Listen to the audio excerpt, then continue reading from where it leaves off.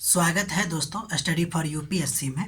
हम लोग UPSC prelims के लिए कुछ इम्पोर्टेंट टॉपिक सब देख रहे हैं, ठीक है, जिसमें आज हम लोग हिस्ट्री का देखेंगे। इससे पहले ज्योग्राफी का कुछ टॉपिक देखे थे, अभी हिस्ट्री का देखते हैं। देखिए, इसमें एक टॉपिक है जिसका नाम है थेरी गाथा। पहली बात तो ये समझते हैं कि थेरी गाथा का अर्थ भी पूछा जा सकता है कि थेरी गाथा का मतलब होता है बौद्ध भिक्षुओं एवं भिक्षुणियों द्वारा की गई गाथाएं, ठीक है, ये होता है थेरी गाथा। थेरी का अगर अर्थ देखिएगा तो इसका मतलब होता है वृद्धा या अनुभवी भिक्षुणी, और गाथा का मतलब होता है पद या कविता, ठीक है। तो इसका मतलब ये हुआ कि थेरी गाथा क्या है, तो अनुभवी बौद्ध भिक्षुणियों के द्वारा जो आत्मकथात्मक कविता लिखा गया है वो, ठीक है। अगर आप थेरी गाथा के बारे में देखिएगा तो ये पाली त्रिपिटक, आप जानते हैं ना त्रिपिटक है पाली भाषा में, तो त्रिपिटक का जो सूत पीटक है, 3 प्रकार के पीटक होते हैं, सूत पीटक, विनय पीटक और अभिधम पीटक। तो ये जो थेरी गाथा है वो आपको सूत पीटक के खुद्दक निकाय का हिस्सा है, ठीक। ये बहुत ही इंपॉर्टेंट फैक्ट आपको बताया गया है, ध्यान रखिएगा इसके बारे में, ठीक है। अगला नंबर जो टॉपिक इम्पोर्टेंट है वो है आपको एक पुस्तक के बारे में जिसका नाम है नीमतनामा। देखिए, नीमतनामा क्या है, तो पहली बात तो ये समझ लीजिए कि यह एक पाक कला यानी कि खाना बनाने का एक ऐतिहासिक किताब है या ग्रंथ है जो मालवा सल्तनत, जिसका नाम था, वहाँ के शासक का नाम था गियासुद्दीन खिलजी के समय में लिखा गया था। तो देखिए, नीमतनामा एक पुस्तक है, किस चीज़ का, तो पाक कला का, इस बात को ध्यान रखिएगा। और किसके समय में, तो गियासुद्दीन तुगलक, ध्यान रखिएगा ये मालवा सल्तनत का शासक है, ठीक। देखिए, जहाँ कहीं भी आपको नामा वर्ड दिखे ना, संभवतः वो आपको फारसी भाषा में होगी। ये जो नीमतनामा पुस्तक है ना, उसकी प्रकृति अगर आप देखिएगा तो ये चित्रात्मक पांडुलिपि है। पांडुलिपि आप जानते हैं ना, जो हाथ से लिखा गया होता है, मैन्यूस्क्रिप्ट, तो चित्रात्मक है और पांडुलिपि है। इसका विषय आपको बता ही चुके हैं, पाक कला है, औषधि है, लेकिन खाना बनाने के साथ साथ इसमें ना शाही जीवन के बारे में भी बता दिया गया है, ठीक। ध्यान दीजिए, नीमतनामा जो है आपको वो फारसी और भारतीय शैली के मिश्रण को दिखाता हुआ एक किताब है या ग्रंथ है या फिर चित्रात्मक पांडुलिपि है, ठीक। ज़्यादातर यही इम्पोर्टेंट पॉइंट है, ठीक है, कि यह जो है आपको मालवा सल्तनत गियासुद्दीन तुगलक के समय, गियासुद्दीन खिलजी के समय में लिखा गया एक पाक कला पर आधारित ग्रंथ है, ठीक। नीमतनामा के बाद अगला नंबर जो है वो आपको अधोमुखी निस्यंदन सिद्धांत यानी कि डाउनवर्ड फिल्ट्रेशन थ्योरी। तो पहली बात तो ये समझ लीजिए कि डाउनवर्ड फिल्ट्रेशन थ्योरी का क्या मतलब, तो इस सिद्धांत के अनुसार कहा गया ये कि समाज के कुछ उच्च वर्गों को अंग्रेजी शिक्षा दिया जाएगा और फिर वही शिक्षित वर्ग धीरे धीरे ज्ञान, संस्कृति और विचारों को नीचे वर्ग तक पहुंचाएगा, ठीक। यही है आपको डाउनवर्ड फिल्ट्रेशन थ्योरी, ठीक। अब देखिए, इसके समर्थक कौन कौन हैं, तो इसके प्रमुख समर्थक में आपको लॉर्ड मैकाले और लॉर्ड बेंटिक हैं, ठीक है। 1835 का जो मैकाले मिनट है वो आपको इसी सिद्धांत पर आधारित था। तो मैकाले मिनट के द्वारा ही अधोमुखी निस्यंदन सिद्धांत को लागू किया गया। देखिए, जो बात बता रहे हैं वो एकदम काटने वाली बात नहीं है, इस पे ज़्यादा अगर आप सोचिएगा कि हाँ ऐसा भी हो सकता है तो फिर गलत हो जाएगा। जो इसमें बताया गया है उसी पे फोकस करना है। देखिए, अगर आप इसके उद्देश्य की बात कीजिएगा तो ब्रिटिश चाहते थे कि एक ऐसा वर्ग बनाएं जो रंग से भारतीय हो लेकिन सोच, भाषा और संस्कृति से अंग्रेज हो, ठीक है।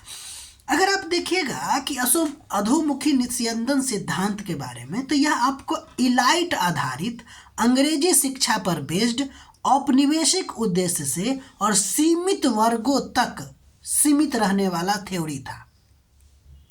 ध्यान रखिएगा, इलाइट आधारित है, प्राथमिक शिक्षा मतलब कि अंग्रेजी शिक्षा पर आधारित है। ध्यान रखिएगा, स्वदेशी शिक्षा नहीं, अंग्रेजी शिक्षा। और साथ ही साथ औपनिवेशिक उद्देश्य, क्योंकि अंग्रेज चाहते थे सोच से, भाषा से, संस्कृति से अंग्रेज हो वो। और साथ ही साथ क्या पूरे भारतीयों के लिए ये था क्या? तो नहीं, पहले ही लाइन में बता दिया, समाज के कुछ उच्च वर्ग के लिए।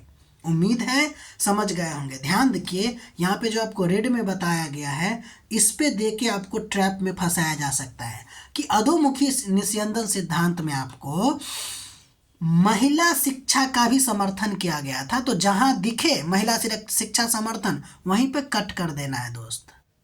ठीक, साथ ही साथ यह संपूर्ण जनता को प्रत्यक्ष रूप से शिक्षित नहीं कर रहा था, बल्कि सीमित वर्गों को क्या कर रहा था कि शिक्षित करने की कोशिश कर रहा था। ठीक, यह था आपको अधोमुखी निस्यंदन सिद्धांत के बारे में। अगला नंबर हम लोग देखेंगे साइमन कमीशन। ठीक है, पहली बात तो आप ये देख लीजिए, इसका गठन आपको 1927 में हुआ। इसके अध्यक्ष जॉन साइमन थे, इसलिए इसका नाम साइमन कमीशन पड़ा। और उद्देश्य था इसका भारत में संवैधानिक सुधार की समीक्षा करना। ये तो बहुत बेसिक फैक्ट हुआ। इसका विरोध क्यों हुआ? तो इसका विरोध इसलिए हुआ क्योंकि आयोग में एक भी भारतीय सदस्य नहीं था, इसलिए इसको व्हाइट कमीशन भी कहा गया। और नारा दिया गया, नो इंडियन तो नो कमीशन, और साइमन गो बैक। ठीक है, ये सब आप जानते ही हैं। अब देखिए, इस साइमन कमीशन को लेकर पूरे भारत में विरोध हुआ। ठीक है, तो भारत में इसकी प्रतिक्रिया क्या थी, इसको लेकर हम लोग बात करते हैं। ठीक है, देखिए, कांग्रेस हो या मुस्लिम लीग हो या हिंदू महासभा हो, सबने बहिष्कार किया, इस बात को ध्यान रखें। यानी कि भारत के अधिकांश पॉलिटिकल पार्टी जो उस समय के थे, उन्होंने विरोध किया। ध्यान दीजिएगा, यहाँ पे यूपीएससी ट्रैप कर सकता है। क्या ट्रैप कर सकता है कि जब आप मुस्लिम लीग को देखिएगा तो मुस्लिम लीग दो गुट में बढ़ चुका था उस समय, एक जिन्ना के नेतृत्व में और एक आपको मोहम्मद शफी खां के नेतृत्व में। तो जिन्ना के नेतृत्व में जो मुस्लिम लीग था, उसने साइमन कमीशन का बहिष्कार किया। लेकिन कुछ लोग, जैसे मोहम्मद शफी खां के नेतृत्व वाला जो गुट था मुस्लिम लीग का, उसने, यूनियनिस्ट पार्टी पंजाब का है ये, जस्टिस पार्टी ये मद्रास का है, साथ ही साथ केंद्रीय सिख संगठन और अखिल भारतीय अछूत फेडरेशन ने कमीशन का स्वागत किया। तो क्वेश्चन यहाँ से बनेगा, ठीक है, कि सबने तो इसको बहिष्कार किया, लेकिन किसने इसका स्वागत किया? तो इस बात को ध्यान रखिएगा मित्र। अब देखिए, आगे बढ़ते हैं। देखिए, भारत में अगर प्रतिक्रिया देखिएगा तो जगह जगह पे प्रतिक्रिया, जहां जहां गया वहां वहां इसका विरोध हुआ, काला झंडा दिखाया गया। लेकिन कुछ जगह फेमस है, जैसे लाहौर में देखिएगा तो लाल छात्रों के साथ मिलके लाला लाजपत राय ने विरोध किया, और आप जानते हैं कि डंडा से मार के इनको मार दिया गया। और फिर इसी समय आपको इन्होंने बताया, मेरे सर पे परी एक एक लाठी जो होगा अंग्रेजों के साम्राज्य में ताबूत के आखिरी किल के समान होगा, इन्होंने ये बात कहा था। तो ये लाहौर की बात हो गया। लखनऊ में अगर देखिएगा तो JL नेहरू यानी कि जवाहरलाल नेहरू और गोविंद बल्लभ पंत ने क्या किया था, इसका विरोध किया। ये दो जगह वेरी वेरी इंपॉर्टेंट है, नाम दे के पूछा जा सकता है। लाहौर वाला बहुत ज़्यादा फेमस है। कुछ और एक्स्ट्रा बात करते हैं इसमें। देखिए, साइमन कमीशन के विरोध का जब भारतीयों ने शुरुआत किया तो अंग्रेज ने बहुत ही ऑप्रेसिव तरीका से क्या किया, ऑप्रेस करना शुरू कर दिया, बहुत ही मतलब कहे तो बहुत बेकार तरीकों से। ठीक है, तो अब विरोध करना तो था, तो इसलिए विरोध के लिए नए नए तरीका को भी इजाद किया गया। जैसे लखनऊ में एक खली कुजमा थे, उसने क्या किया, अपने नेतृत्व में पतंगों और गुब्बारों पर साइमन गो बैक लिख के मतलब कि विरोध किया। एक ये तरीका था। पूना के नौजवान थे कुछ, उन्होंने क्या किया, लोनावाला से पूना तक एक ट्रक में सवार होकर, जो साइमन कमीशन के लोग थे ना वो ट्रेन में जा रहे थे, कहाँ, लोनावाला से पूना।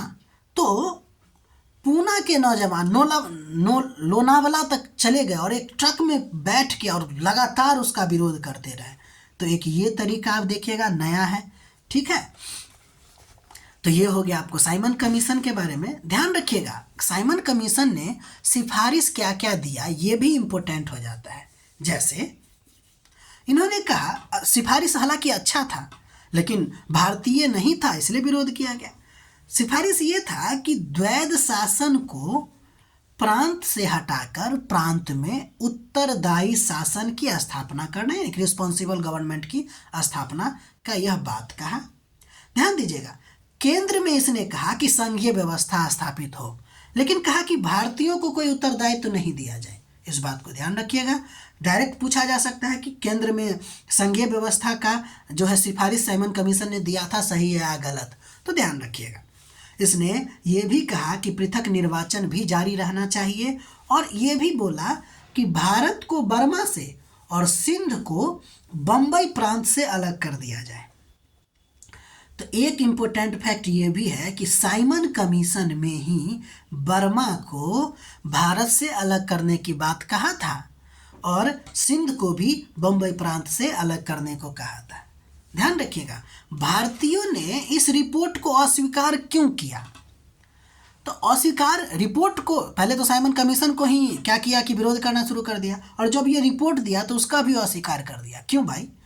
क्योंकि भारतीयों की मुख्य मांग क्या थी? स्वराज, नहीं तो डोमिनियन स्टेट। इसकी चर्चा तक नहीं था, उल्लेख नहीं था, इसलिए इसका विरोध किया गया। ठीक है, तो आज यहीं तक रखते हैं। ये है आपको, हम लोग जो पढ़ रहे हैं वो आपको यूपीएससी के लिए इम्पोर्टेंट टॉपिक वाइज कुछ अध्ययन कर रहे हैं।